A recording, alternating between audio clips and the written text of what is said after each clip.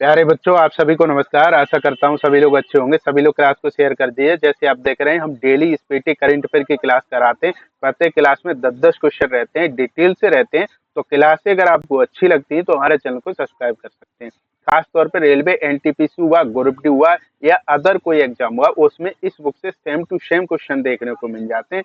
तो अगर आपने ये 825 क्वेश्चन की एमसीक्यू सीरीज भी अच्छे से कवर कर ली तो आपकी करंट अफेयर बहुत अच्छी हो जाएगी। आपको दूसरी जगह से करंट अफेयर पढ़ने की जरूरत नहीं पड़ेगी। तो डेली क्लास को देखा करें, साथ के साथ जो आपके यार दोस्त वगैरह हैं उनके पास क्लास को जरूर शेयर करें। और जो पीडीएफ ये तैयार की गई है, जो जनवरी 2025 का एडिशन है, उसी से ये पीडीएफ तैयार की गई है। पिछली क्लास में हमने क्वेश्चन नंबर 1 से 60 तक कराए थे। क्लास को वहीं से कंटिन्यू करते हैं। तो क्वेश्चन नंबर 1 से 61 दे रखा है, किधर दे रखा है? विश्व का पहला हाई एल्टीट्यूड वाला पैरा स्पोर्ट्स सेंटर कहाँ स्थापित किया गया है? तो ऑप्शन नंबर बी वाला सही हो जाएगा। लेह लद्दाख में स्थापित किया गया है। कहाँ पर किया गया है? लेह लद्दाख में स्थापित किया गया है। ये हाई एल्टीट्यूड क्या है कि ये विश्व का सबसे उच्च ऊंचाई वाला पैरा स्पोर्ट्स सेंटर है। इसका मतलब होता है सबसे उच्च ऊंचाई वाला। क्या लिखेंगे? सबसे उच्च ऊंचाई वाला, उच्च ऊंचाई। ठीक है, इसका अर्थ क्या होता है? सबसे उच्च ऊंचाई वाला। नेक्स्ट क्वेश्चन की बात करते हैं। किस भारतीय खिलाड़ी ने FIH player of the year का पुरस्कार जीता है? तो आपको टिक क्या करना है? टिक करना है हरमनप्रीत सिंह ने जीता है। किसने जीता है? हरमनप्रीत सिंह ने जीता है। कौन सा पुरस्कार? FIH player of the year का पुरस्कार जीता है। किसने जीता है? हरमनप्रीत सिंह ने जीता है। ये भारत के निवासी हैं। कहाँ के निवासी हैं? भारत के निवासी हैं। इन्होंने 3 बार ये पुरस्कार जीता है। सबसे पहली बार इन्होंने 2021 में जीता था। कब जीता था? 2021 में। फिर 22 में जीता। उसके बाद 2024 में ये पुरस्कार जीता। अगर हम महिला की बात करते हैं, ये तो पुरुष में हो गए। अब महिला की बात करते हैं। महिला में FIH player of the year का पुरस्कार किसने जीता है? तो आपको टिक क्या करना है? तो आपको टिक करना एम बी जेनसन ने जीता है। किसने जीता है? एम बी, इधर हम लिख देते हैं महिला में, एम बी जेनसन ने जीता है। क्या नाम है? एम बी जेनसन ने जीता है। ये कहाँ की रहने वाली है? तो ये नीदरलैंड की रहने वाली। कहाँ की है? ये नीदरलैंड की रहने वाली है। आगे हम बात करते हैं, इसका जो आयोजन हुआ है वो आयोजन कहाँ पे हुआ है? तो आयोजन इसका ओमान की राजधानी मस्कट में हुआ है। कहाँ पे हुआ है? ओमान, मस्कट में इसका आयोजन हुआ है। कब कब हुआ है इसका आयोजन? तो इसका आयोजन 8 नवंबर 2024 को हुआ है। कब हुआ है इसका आयोजन? 8 नवंबर 2024 को इसका आयोजन हुआ है। अगर आपसे पूछा जाता है FIFA player of the year का पुरस्कार किसने जीता है? हरमनप्रीत सिंह ने जीता है। ये कहाँ के रहने वाले हैं? तो ये भारत के रहने वाले हैं। इन्होंने अब तक ये पुरस्कार 3 बार जीत चुके हैं। कौन कौन सी सन में? 2021 में सबसे पहली बार जीता था, उसके बाद 22 में जीता, उसके बाद 24 में जीता। अगर हम महिला की बात करते हैं, महिला में FIH player of the year का पुरस्कार किसने जीता है? तो यब्बी जेनसन ने जीता है। ये कहाँ की रहने वाली हैं? तो ये नीदरलैंड की रहने वाली हैं। इसका आयोजन कहाँ हुआ है? तो ओमान मस्कट में इसका आयोजन हुआ है। कब हुआ है इसका आयोजन? तो 8 नवंबर 2024 को इसका आयोजन हुआ है। नेक्स्ट क्वेश्चन की बात करते हैं। उपन्यास ऑर्बिटल के लिए 2024 में बुकर पुरस्कार किसने जीता है? तो ऑप्शन नंबर ए वाला सही हो जाएगा। सामंत हारवे ने जीता है। किसने जीता है? सामंत हारवे ने जीता है। ये जो बुकर पुरस्कार कौन से उपन्यास के लिए दिया गया है? तो आपको टिक करना है ऑर्बिटल उपन्यास के लिए दिया गया है। कौन से उपन्यास के लिए? ऑर्बिटल उपन्यास के लिए दिया गया है। सामंत हार्वे ये कहाँ के रहने वाले हैं? तो ये ब्रिटेन के रहने वाले हैं। कहाँ के रहने वाले हैं? तो ये ब्रिटेन के रहने वाले हैं। आपको टिक करना है। ये बुकर पुरस्कार कौन से क्षेत्र में दिया जाता है? तो ये बुकर पुरस्कार हमको किस क्षेत्र में दिया जाता है? तो साहित्य क्षेत्र में दिया जाता है। कौन से क्षेत्र में? साहित्य क्षेत्र में दिया जाता है। अगर आपसे पूछा जाता है बुकर पुरस्कार अभी जो दिया गया है 2024 में, वो कौन से उपन्यास के लिए दिया गया है, तो आपको टिक करना है ऑर्बिटल उपन्यास के लिए दिया गया है। ये ऑर्बिटल उपन्यास किनका है, तो सामंत हार्वे को है। अभी किसको दिया गया है, तो ये सामंत हार्वे को दिया गया है। सामंत हार्वे कहाँ के रहने वाले हैं, तो ये ब्रिटेन के रहने वाले हैं। ये बुकर पुरस्कार किस क्षेत्र में दिया जाता है, तो ये साहित्य क्षेत्र में दिया जाता है। अगर आपसे पूछा जाता है बुकर पुरस्कार कितने भारतीयों को मिल चुका है अब तक, तो आपको टिक करना है 3 भारतीयों को ये पुरस्कार दिया जा चुका है। कितने, 3 भारतीयों को अभी तक ये पुरस्कार मिल गया है, भारतीयों को मिला है। नेक्स्ट क्वेश्चन की बात करते हैं।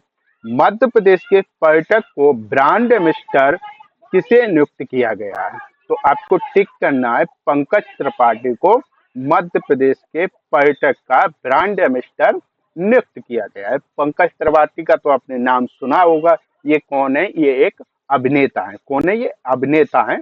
इन्हें कालीन भैया के नाम से भी जाना जाता है। किनको, पंकज त्रिपाठी को कालीन भैया के नाम से भी जाना जाता है। मध्य प्रदेश की बात करते हैं तो मध्य प्रदेश की राजधानी कहाँ पर है, भोपाल में है। सीएम यहाँ के कौन है, सीएम मोहन यादव है। क्या नाम है, मोहन यादव यहाँ के सीएम है। राज्यपाल कौन है, राज्यपाल श्री गंगू भाई पटेल हैं। क्या नाम है राज्यपाल का, तो श्री गंगूभाई पटेल राज्यपाल है। यहाँ की राजधानी कहाँ है, भोपाल में। स्थापना कब हुई थी, तो स्थापना 1 नवंबर 1956 को हुई थी। कब हुई थी स्थापना, 1 नवंबर 1956 को स्थापना हुई थी, 1956 को। नेक्स्ट क्वेश्चन की बात करते हैं। हाल ही में चर्चा में रही सुकान झील किस शहर में स्थित है, कौन से शहर में स्थित है, तो आपको टिक करना है ऑप्शन नंबर डी वाला है, यानी ये चंडीगढ़ में स्थित है। ये कैसी झील है, सुकान झील, ये एक कृत्रिम झील है। कैसी झील है, कृत्रिम झील है। कृत्रिम झील है। कृत्रिम झील कैसी होती है, जो मानव द्वारा निर्मित की जाती है उन्हें हम कृत्रिम झील कहते हैं। और एक प्राकृतिक झील होती है। प्राकृतिक झील वो होती है जो मानव द्वारा निर्मित नहीं की जाती है, वो स्वयं तैयार होती है, उन्हें हम प्राकृतिक झील कहते हैं। इसकी स्थापना कब हुई थी, सुकान झील की, तो 1958 में इसकी स्थापना हुई थी। कब हुई थी, 1958 में इसकी स्थापना हुई थी। आपको टिक करना है। नेक्स्ट क्वेश्चन की बात करते हैं। तो संयुक्त राष्ट्र जलवायु परिवर्तन सम्मेलन COP29 का आयोजन कहाँ हुआ है, तो ऑप्शन नंबर बी वाला सही हो जाएगा। बाकू अजरबैजान में इसका आयोजन हुआ है। अजरबैजान में इसका आयोजन हुआ है। अजरबैजान में ये जगह पड़ती है बाकू, तो वहीं इसका आयोजन हुआ है। ये कौन से नंबर का संस्करण है, तो आपको टिक करना, ये 29वें नंबर का संस्करण है। कौन से नंबर का संस्करण है, 29वें नंबर का संस्करण, 29वां संस्करण है। ये कब हुआ है आयोजन, तो 11 से 22 नवंबर 2024 को इसका आयोजन हुआ है। 11 से 22 नवंबर 2024 को इसका आयोजन हुआ है। नेक्स्ट क्वेश्चन की बात करते हैं। गरुड़ शक्ति अभ्यास का आयोजन भारत और किस देश के बीच में हुआ है, तो ऑप्शन नंबर डी वाला सही हो जाएगा। भारत और इंडोनेशिया के बीच में हुआ है। किसके, भारत और इंडोनेशिया के बीच में हुआ है। ये गरुड़ शक्ति अभ्यास का पहली बार आयोजन कब हुआ था, तो इसका पहली बार आयोजन 2012 में हुआ था। कब हुआ था, 2012 में इसका पहली बार आयोजन हुआ था। अभी इसका कौन सा संस्करण है, तो इसका अभी 9वां संस्करण है।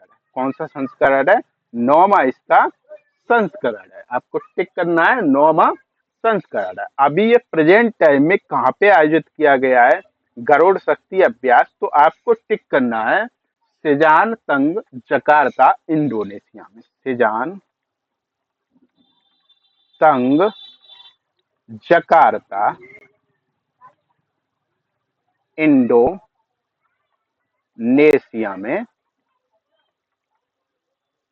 इसका आयोजन किया गया। अभी जो गरुड़ शक्ति 2024 का जो आयोजन हुआ है वो किस जगह पे आयोजन हुआ है, तो आपको टिक करना है सिजानतंग, जकार्ता, इंडोनेशिया। इसका मतलब जो इंडोनेशिया में जो जगह पड़ती है, जकार्ता शहर पड़ता है, जकार्ता में ये जगह है सिजानतंग, वहीं इसका आयोजन किया गया है। नेक्स्ट क्वेश्चन की बात करते हैं। ये संस्करण तो ये 9वां संस्करण हो जाएगा। स्थापना इसकी कब हुई थी? 2012 में हुई थी। नेक्स्ट क्वेश्चन की बात करते हैं। पीएम मोदी ने बिहार के किस शहर में एम्स की आधारशिला रखी है? तो ऑप्शन नंबर सी वाला सही हो जाएगा, दरभंगा में आधारशिला रखी है। पहला एम्स कहाँ पे स्थापित किया गया था? तो पहला एम्स पटना में। कहाँ पर है? पटना में। अब ये बिहार का दूसरा एम्स हो जाएगा दरभंगा में, जो स्थापित हो रहा है। इसका उद्घाटन कब किया गया है? तो इसका उद्घाटन 13 नवंबर 2024 को उद्घाटन हुआ है। कब हुआ है उद्घाटन? 13 नवंबर 2024 को उद्घाटन हुआ है। उद्घाटन किसने किया है? तो हमारे प्रधानमंत्री नरेंद्र मोदी जी ने किया है। किसने किया है? प्रधानमंत्री मोदी जी ने इसका उद्घाटन किया है। इसके बात करते हैं तो ये जो एम्स बन के तैयार होगा तो इसमें कुल कितनी धनराशि लगाई जाएगी? तो 1264 करोड़ की लागत आएगी। कितने करोड़ रुपए की लागत आएगी?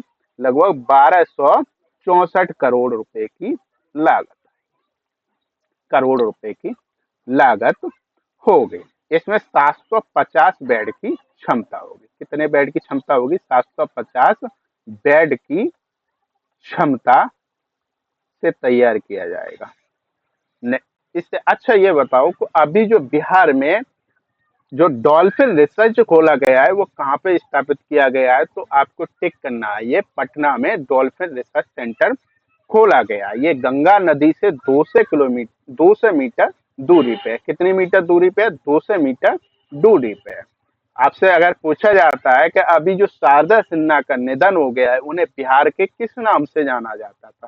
तो उन्हें बिहार में कोकिला नाम से भी जाना जाता था। अगर ऐसा भी पूछा जाता है कि बिहार की कोकिला किसे कहा जाता था, तो आपको टिक करना है शारदा सिन्हा को कहा जाता था। नेक्स्ट क्वेश्चन की बात करते हैं। भारत और किस देश के बीच सीमा दारंगा इमिग्रेशन चेक पोस्ट स्थापित किया गया है? तो भारत और भूटान के बीच ये स्थापित किया गया है। नेक्स्ट क्वेश्चन की बात करते हैं। अंतरराष्ट्रीय प्राचीन कला महोत्सव 2024 का आयोजन कहाँ हुआ है? तो आपको टिक करना है, इसका आयोजन नई दिल्ली में हुआ है। कब हुआ है इसका आयोजन? तो इसका आयोजन 8 से 10 नवंबर को हुआ है। 8 से 10 नवंबर 2024 को इसका आयोजन किया गया है। कहाँ किया गया है? नई दिल्ली। संस्करण ये पूछा जाता है तो ये कौन से नंबर का संस्करण है? तो ये 8वां संस्करण है। कौन सा संस्करण है? 8वां संस्करण। आज की क्लास को हम यहीं पे ऑफ करते हैं। क्लासें अगर आपको अच्छी लगती हैं तो चैनल को जरूर सब्सक्राइब करें। साथ के साथ जो आपके यार दोस्त वगैरह हैं उनके पास क्लास को जरूर शेयर करें। तो चलिए, धन्यवाद। Thank you.